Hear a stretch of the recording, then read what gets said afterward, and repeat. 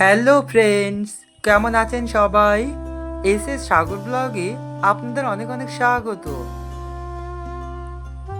গত সোমবার ছিল ফলহারিণী অমাবস্যা, তাই আমি পুজো দিতে চলে গেছিলাম বারাসাতে বড় মায়ের কাছে।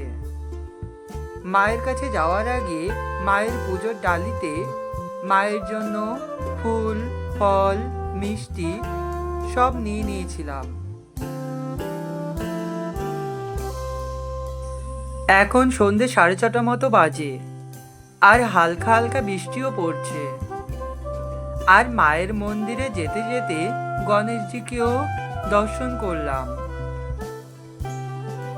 চলে এসেছি মায়ের মন্দিরের কাছাকাছি। চলুন তাহলে যাওয়া যাক।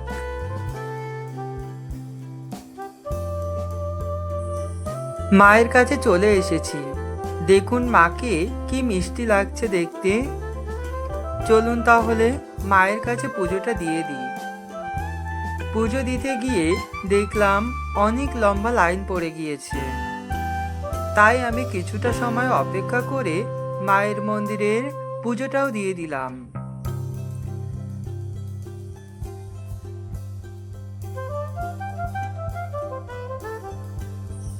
প্রতি বছর আমি বড় মায়ের কাছে 2বার করে পুজো দিতে আসি। প্রথমবার আসি যখন শ্যামাকালী পুজো হয় সেই সময়, আর পরবর্তীবার এই ফলহারিণী অমাবস্যাতে। আর মায়ের মন্দিরের পাশে খুব সুন্দর একটি বাবার মন্দিরও প্রতিষ্ঠিত হয়েছে। বাবাকেও প্রণাম করলাম।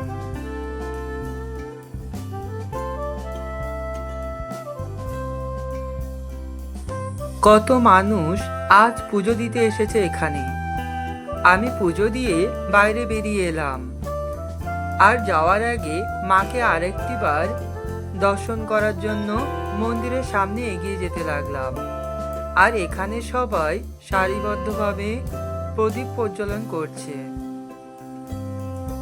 দেখুন কত মানুষের সমাগম এখানে। একটিবার মাকে দর্শন করার জন্য সবাই অপেক্ষা করছে। মাকেও খুব সুন্দর লাগছে দেখুন।